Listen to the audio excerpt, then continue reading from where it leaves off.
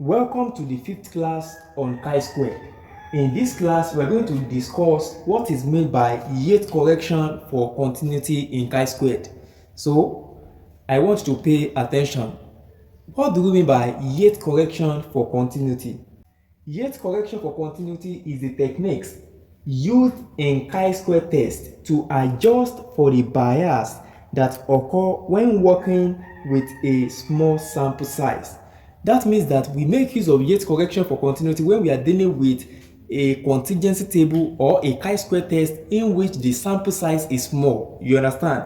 So, and when you are talking about contingency table, the small contingency table that you can talk about is the 2 by 2 contingency table. You understand? Don't forget, in our previous class we discussed what is meant by a contingency table.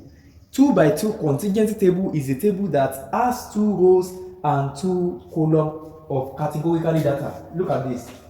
A typical example of 2 by 2 contingency table is this. That is, both the rows and the column are 2. You understand? This may be category A and this may be category B. So when we have a contingency table like this, it is very advisable for us to make use of Yate correction for continuity. And the goal is to make sure that we have a good result. You understand? We have a good result. So now, having understand what is meant by Yate correction, if you come across this question in the exam and say the question says why do we use Yate correction for continuity when we are dealing with smaller sample size? The simple answer that you might want to give to the question is we make use of Yate correction for continuity when we have a smaller sample size, specifically for 2 by 2 contingency table. You understand? A contingency table comprising of 2 rows and 2 columns. So in this case, we make use of Yate correction for continuity, and the goal is to make sure that our result is accurate. You understand? So you know that in our previous class I gave you that the formula for chi-square is equals to summation observed minus expected squared all over expected. This is the normal formula for chi-square, but with Yate correction the formula becomes like this: x squared c is equals to the summation of the observed minus expected, okay, please pay attention, minus 0.5 all this squared all over expected. This is the formula that you're going to use when you are dealing with a smaller sample size. You understand? Because we have introduced Yate correction for continuity. Do you understand? Now, looking at this formula, you can see that the difference is obvious. In the first formula, which is the normal formula for chi-squared, you will realize that we didn't subtract 0.5 before squaring the difference between the observed and the expected value. But in the second formula, which is for Yate correction for continuity, we subtract 0.5 from the difference between the observed and the expected value before squaring it. That is the major difference. Okay, so now having understand what is meant by Yate correction, okay, let's look at this example. Television sets are being manufactured by the same process at 2 different factories. A record is kept on the batch of the machine from each factor to ascertain whether service is required during the first 6 months after installation. The following results were recorded. We have, for the column, we have services, and it is divided into 2. We have service code required and service code not required, and we have both factory on the row, factory A and factory B. Okay, now you see, to solve this question, the first step is to prepare your table, because number one, we need the expected value. You understand?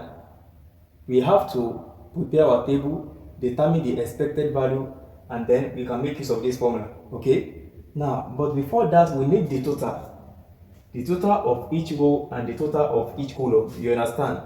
Please, all you have to do is just pay attention. Okay, you are going to understand how to use this. Now, let's calculate the total. For this, I'm going to have here total,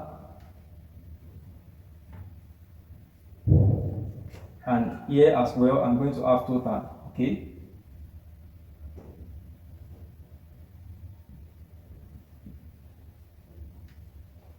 $120 plus 160, that is 180, okay? So here I'm going to have 180, and 90 plus 30, that is 120, so I'm going to have 120, okay? 120 plus 90, that is 210, okay? So here I'm going to have 210, and 60 plus 30, that is 90, so I'm going to have 90 in this place. Do you understand? Okay, so what is going to be here will be the total of this 180 plus 120, that will give us 300, okay? So here I'm going to have 300. Now, please pay attention. If you had this and this together, you must get this. You must get 300. If you had this and this together, you must as well get 300. If by the time you had this, you had both these, you had 210 and 90. If you had these values together and you didn't get 300, that means something is wrong. You understand? Okay? Now, having taken the row total and the column total, we can now proceed to get our expected value. You see, all the value that we have on this contingency table is called the observed value. You understand? We have 4 samples and we have 4 observed value. You understand? The four are 120, 60, 90, and 30. Okay? So let's determine the expected value. You can use this formula. Expected value is equals to frequency of the row summation multiplied by frequency of the column summation all over n. Are you paying attention? If you are part of our previous class, you should be able to calculate the expected value of each of these samples. Okay? If you make use of this formula, you are going to arrive at the expected value for each. Okay? Let's start with the first sample. We have 120. The expected value for 120 will be equals to the frequency of the row summation in which 120 belongs to. If you trace 120 to the total of the row, that is 180. So I'm going to have 180 multiplied by FCS, frequency of the column summation which 120 belongs to.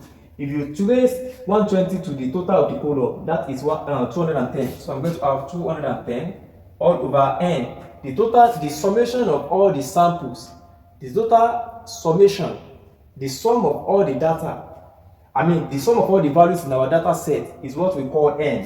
So if you sum all this together, you are going to have 300. So this will be divided by 300. Do you understand? Okay. So 180 multiplied by 210 divided by 300. That will give us 126. So here I'm going to have 126. So the expected value for 120 is what? 126. So I'm going to have 126 in this place. Okay? All this we've done in our previous class. So I'm very sure this should be a big deal. You should be able to solve this with ease if you are part of our previous class. This is the 5th class. So now let's determine the expected value for 60. The expected value for 60 will be equals to 180 multiplied by 90 all over 300. And if you punch a calculator, you are going to have 54. Okay, so the value here will be 54. Okay. Now, let's determine the expected value for 90. The expected value, let me just put it here, 54, okay? The expected value for 90 will be equals to 120 multiplied by 210 all over 300. Trace it 120, trace it downward 210, multiply it and divide by what you have here. That's how I'm getting the value, okay? Now, 120 times 210 divided by 300, that is 84, okay? So the expected value for 90 is 84. 84, okay? Now let's determine the expected value for 30. The expected value for 30 will be equals to, please pay attention, 120 Are you paying attention? 120 multiplied by 90 all over 300. Okay? The expected value will be, that is 36. Okay? So here I'm going to have 36. Do you understand? Okay? Now, I want to check something. Sum the expected value that we got for factory A and factory B together, we are going to have 210. If you sum this 54 and 36 together, you are going to have 90. If you sum 126 and 54 together, you are going to have 180. If you sum 84 and 36 together, you are going to have 120. That means we are correct. Okay? So this, we have gotten the expected value. So I'm going to erase this. Let us erase this so that we can prepare our table. So I have this table. What I'm going to have on this table is determined by the Yate correction for continuity. I mean, the formula for calculating the Yate correction for continuity for chi-square test. You understand? Okay? You can see in this formula, we need the observed value on this table. We need the expected value as well. The observed value are 120, let me check, 120, 60, 120, 60, 90 and 30, 90 and 30, okay? And the expected value that we got is 126, 54, 84, and 36, okay? These are the expected value. I wrote it in blue. You understand, okay? So from this formula, we need the difference between the observed and the expected value. So I'm going to have observed minus expected. You understand? Okay?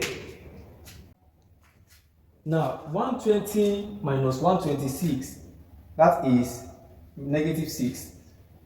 60 minus 54, that is 6. Please, are you paying attention? Okay? 90 minus 84, that is 6. 30 minus 36, that is negative 6. Because you have understood what I did, I'm just taking the difference between the observed and the expected. If you subtract this from this, you're going to have this. 60 minus 54, you're going to have 6. 90 minus 84, you're going to have 6. And this minus this, you're going to have negative 6. Okay? So now, back to the formula. We need, after taking the difference between the observed value and the expected value, we still need to subtract 0.5 from the value, from the differences. You understand? We need to subtract 0.5 from the differences between the observed and the expected value. Do you understand? So for this table, I'm going to have, let me use a red pen now. Let's use a red pen. Here, I'm going to have observed minus expected. So this is the difference between the observed value and the expected value. You understand? So having taken the difference, we have to take the absolute value of the difference. Do you understand? See, please pay attention. This is the difference between the observed and the expected value. We have this. Now, having taken the difference, we have to take the absolute value. I'm going to explain, okay?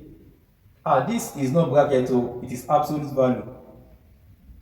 Absolute value. Let me use red marker to identify that. Absolute value, okay?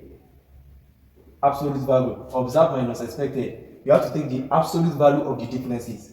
Now pay attention. If the absolute value of negative A is equals to A. Sorry, I'm writing bracket. It's supposed to be absolute value, okay? This is the sign for absolute value. The absolute value of negative A is A. Are you paying attention?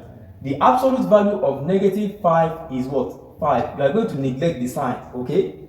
Are you paying attention? The absolute value of 5 is also 5, okay? Are you paying attention? You are going to neglect the sign. Are you paying attention? Okay? So, now, let's take the absolute value of the difference between the observed and the expected value. Please, it is very important that you note this, okay? Let me put this in brackets so that you not make mistake.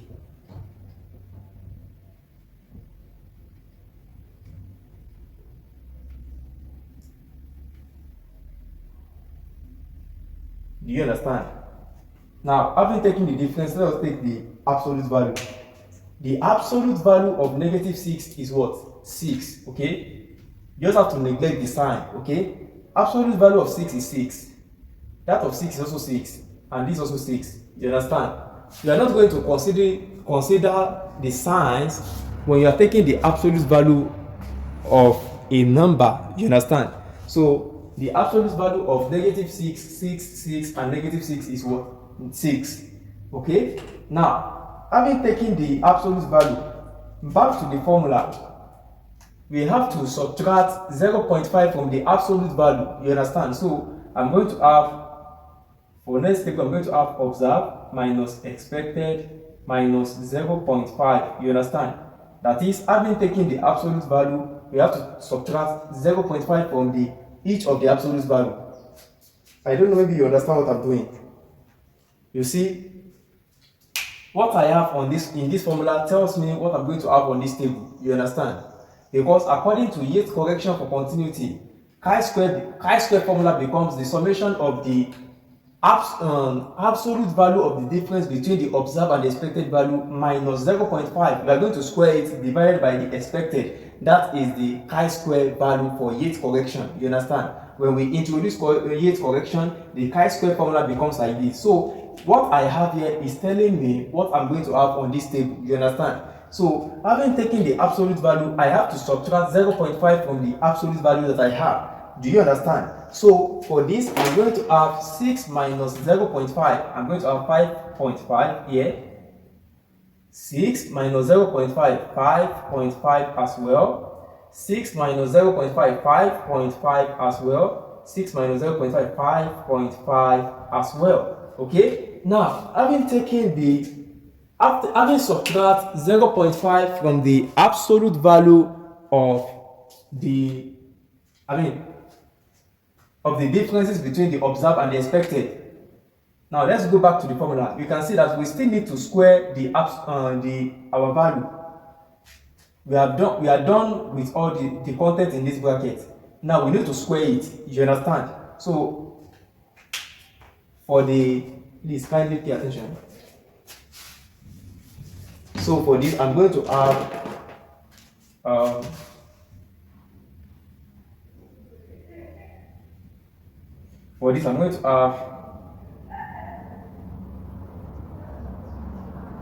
observed minus expected minus 0.5 squared. You understand?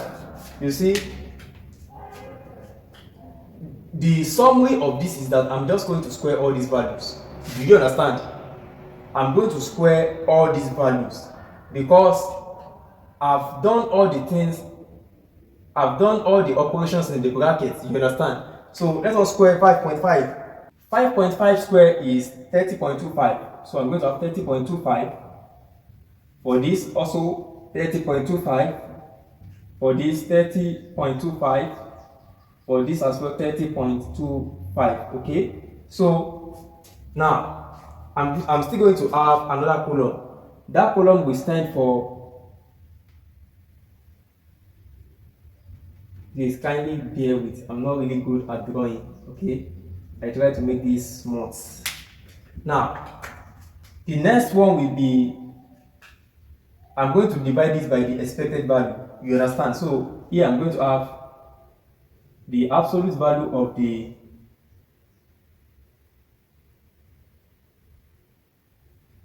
that is the next column now. Observed minus expected minus 0.5 squared all over E, which is the expected. You understand? That means that I'm going to divide the values that I have here by the corresponding expected value. Do you understand? That is, I'm going to divide the values that I have in the absolute value of the difference between the observed and the expected, and having subtract 0.5, I'm going to square all the value. Having squared all the value, I have this. So I'm going to divide all these values by the expected. Do you understand? Okay, so let's go for this. For the first one, I'm going to have 30.25 divided by 30.25 divided by 126. That is 0.24. So here I'm going to have 0.24. So for this, I'm going to have 30.25 divided by 54. That is 0.56. 0.56. 30.25 divided by 84, sorry. I'm going to have 0.36.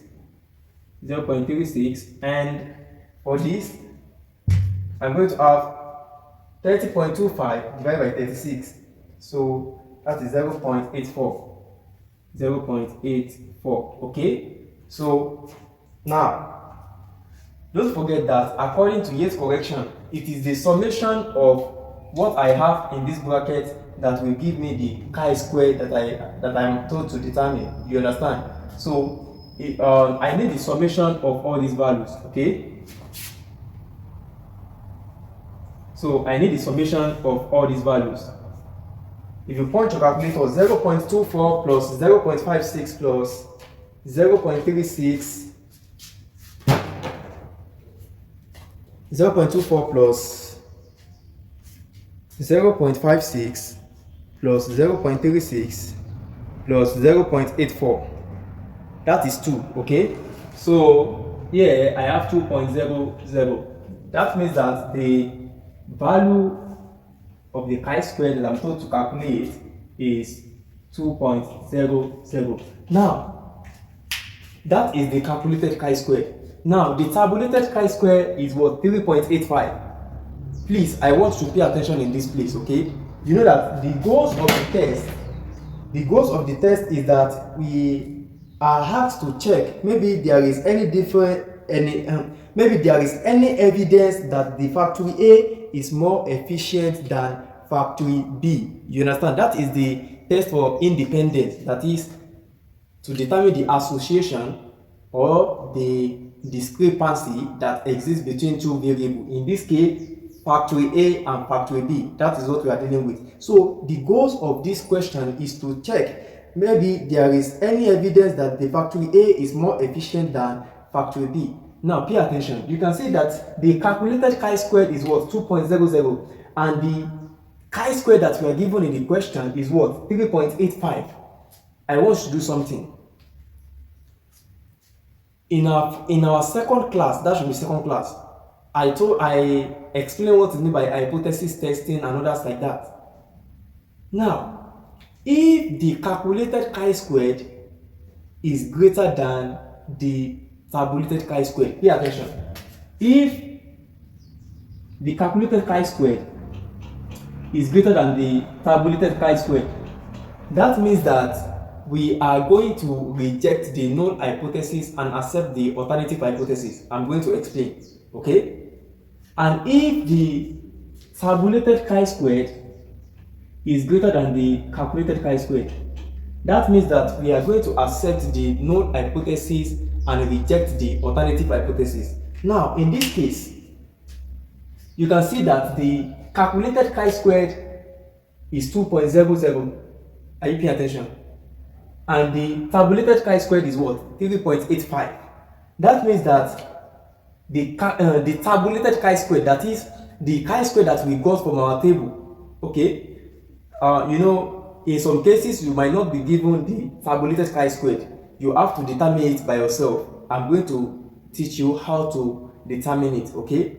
I'm going to teach you using the table at the end of this class, but kindly pay attention to the explanation that I'm doing now, okay? You can see that the tabulated chi-squared is greater than the calculated chi-squared. So your conclusion will be, okay, is at 5%. Oh, let me put 5%. Don't forget, 5% simply means 0.05. You understand? Now, at 0.05 significance level with degree of freedom 1, I'm going to explain. Just pay attention. Now, this is the conclusion of the matter. Since the tabulated chi-squared is greater than the calculated chi-squared, this implies that there is no evidence to prove that factory A is more efficient than factory B. Do you understand? You see, now, if you want to check the critical value or the tabulated chi-squared using the table, you need to get the degree of freedom if you are not given. The degree of freedom for a contingency table, don't forget in our previous class I told you that the formula is given by this. The degree of freedom is equals to R minus 1 multiplied by C minus 1. The meaning of R means row, you understand? And C means column. Now, how many rows do we have on this contingency table? We have 2 rows. So I'm going to have 2 minus 1 multiplied by, how many columns do we have? We're having 2 columns. So I'm going to have multiplied by 2 minus 1. Here I'm going to have 1 multiplied by 1, which is 1. So the degree of freedom is 1. Okay? Now, the degree of freedom is 1, and this level of significance is what? 5%. Now, let's go back to our critical value table. I'm just teaching you how to use the critical value table, the table to get your critical value. Do you understand? You know, there are some questions that you will not be given. Let me just put it like that. And there's some questions that you are going to be given. If you are given, yes, you can. But if you are not, you have to make use of the table. So I want to teach you how to get the critical value, which is how they get this. How they get S squared T is equals to 3.85. I want to teach you using the table now. Now, I want you to note this. The degree of freedom is what? 1. Level of significance is what? 5%. So, this is how a critical values of chi-square distribution tables look like. You understand? On this table, we have the degree of freedom, and the degree of freedom ranges from 1 to 20. You can see it ranges from 1 to 20. Now, to get the critical value, we need the degree of freedom that we calculate. The degree of freedom that we calculate is what? Is 1. You understand? And the level of significance that we are given is what? Is 5%. Don't forget that 5% simply means 5 all over 100. 5 over 100 is 0.05. So, and you can see on this top, this is 5.05. This is 0.05. You understand? So all you have to do is that you first locate the degree of freedom. The degree of freedom is 1, as I've already identified it here. So you trace it to where where you have 0.05. You can see that the value there is 3.84. Hello, you can see that the value there is 3.84. Hence, the critical value is 3.84. But you know that in the question we are given as 3.85. So you are going to use 3.85. But I just use this table to teach you. Peradventure, if you are not given, you have to make use of 3.84. Are you paying attention? So that is how to make use of the critical value table to get your critical value. So I'm very sure you understand. If you didn't understand, let me know in the comment section, okay? So that is, and you can also try it for yourself. Try another degree of freedom. Maybe you should try 7. What will be the critical value? Peradventure, if you get 7 as your degree of freedom and the level of significance is 1%, what will be the critical value? The critical value will be 18.475. 18.475. How do I know? You can see that all you have to do is just first locate the degree of freedom, which is 7. You understand? Then trace it to the values that is corresponding to 1%. 1% is 0.01, and you can see that 0.01 is here. So all you have to do is to trace it to the value that corresponds to 0.01. So when you trace it, you're going to realize that you're going to come around this place. Okay, so that is 18.475 for degree of freedom 7 and 1% level of significance. So that is how to make use of the critical values of chi-square distribution table. I'm very sure you understood this class. If you didn't understand, let me know in the comment section, okay? That will be all for this class. So if you come across this question in the exam, you'll be able to solve it, abi? So that's all. Please don't forget to like the video and share the video. It is important that you like it. If you have learned anything, if you have gained anything. So that is the solution to this question, okay? Now, if you have gained anything in this video, or if you have learned, you understand, click the like button and share the video to your coursemate. But if you want to be part of this channel as well, kindly subscribe. But it is important that you like and share the video, okay? See you in the next class.